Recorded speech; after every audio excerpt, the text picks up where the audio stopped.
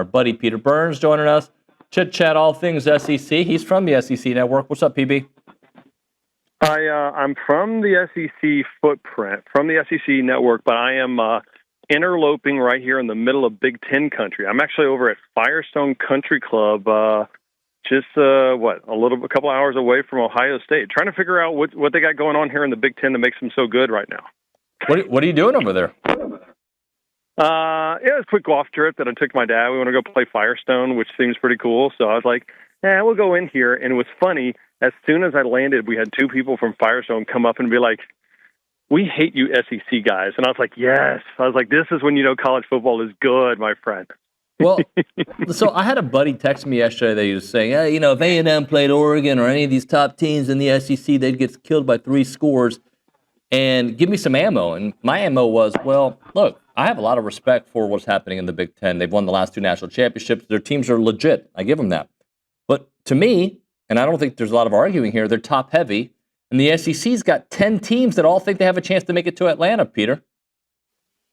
Yeah, I mean, I think that's the difference is that week in and week out, it's just a slog. I mean, you even look at Texas this week going up to Kentucky, where that's a team that has a lot of pride. They play better at home, and their back's up against the wall for Mark Stoops. Does that seem like a lay-down game for the Longhorns? Like, I don't necessarily think that's the case. I just think top to bottom, 1 through 16, you got fan bases, you got programs, you got NIL, you got boosters that really care about their product.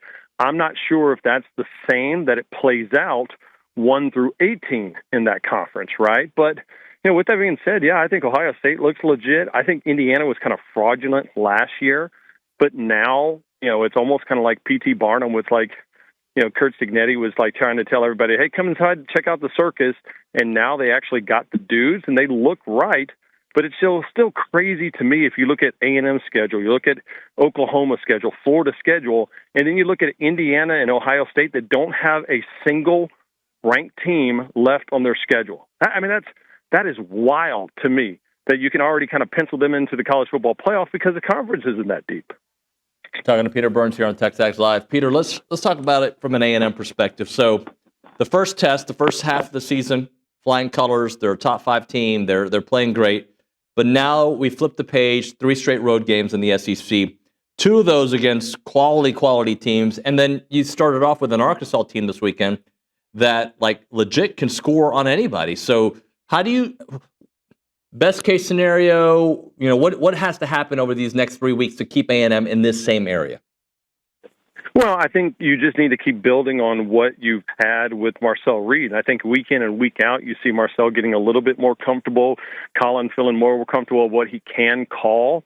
And again, I think it's just a matter of, early in that game after Florida scores, what do? You don't get conservative and say, all right, we're just going to run the ball. We're going to say, all right, well, if you can do that, we can do it as well, too. And seeing Reed and catching with Craver and Concepcion, you've got to be able to stretch the field. And I think that's the part where a lot of people didn't respect A&M last year, maybe even in the first part of this year, that, hey, if he can hit those 1 or 2 deep tosses early in a game, all of a sudden you can't just commit to, putting 8 in the box anymore and trying to stop him and what was the, 2-headed monster with Moss and Owens, and now with Moss being out for a little bit. But, and honestly, this ends up being, I think, a really tough test for A&M because there is a different energy that Bobby Petrino's team had last week against Tennessee.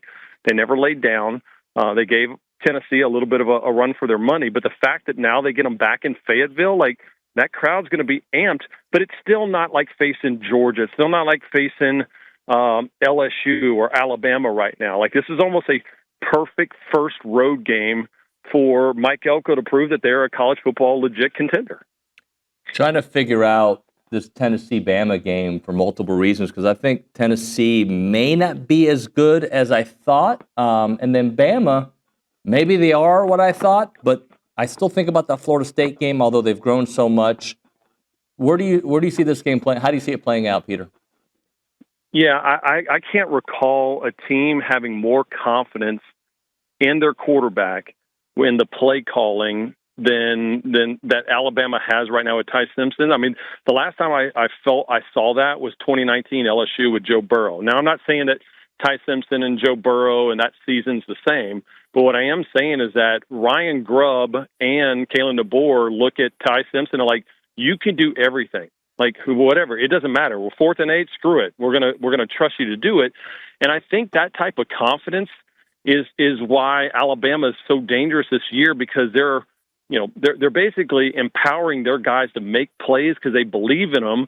Whereas I look at teams like, let's say, Auburn. I think Auburn sometimes will play scared, and it's almost like, what can go wrong? Let's protect that. And I think those type mentalities kind of creep through it. And I think that's the reason why, again, I've been really impressed with what Elko has done, because he's like, now to hell with this. Like, we're going to take the fight to you, not what could happen bad. And I think over time that plays out. I like Alabama in this game. I don't think there's a quarterback that's playing as good right now in college football as Ty Simpson, even if Ryan Williams in that crew isn't 100%. Peter, when you were looking at the LSU schedule and you saw going to Vanderbilt, you're like, they're an improved program. I'm sure you were thinking that. And now you're looking at that game, it's like, okay, they're like a really improved program. So give me your thoughts about this LSU-Vandy matchup. I mean, again, I'm trying to think of what would have had to happen for me to wake up one morning and look at Vanderbilt being almost a field goal favorite against LSU and LSU being ranked in the top 10. Like, it does not compute. Like, this math, like if I had my TI-82 calculator and put in the formula, it would be like, this is an error. And yet that just speaks to what they think Vanderbilt is, or maybe more importantly, what LSU's offense isn't. I think they finally saw a healthy Garrett Nussmeier last week, and he was back to a little bit more of his gunslinging mode, which obviously killed them against A&M last year, those costly interceptions.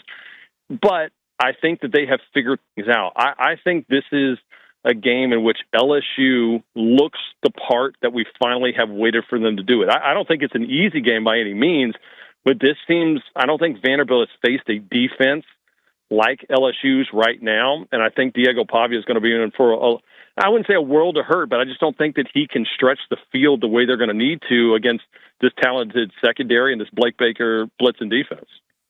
Peter, last one for you. I'm looking at this Ole Miss-Georgia game, and I'm like, some of the same questions I had earlier. I'm trying to feel like, I don't know if I know Ole Miss just yet, because, yeah, they're undefeated, and they deserve to be a top 10 team or top 5 team, but their games have been close. They have the LSU win, but I still don't think I know them. And then I look at Georgia, I'm like, I keep expecting Georgia to be Georgia, and they might end up being the Georgia that we're used to, but I just haven't seen it yet.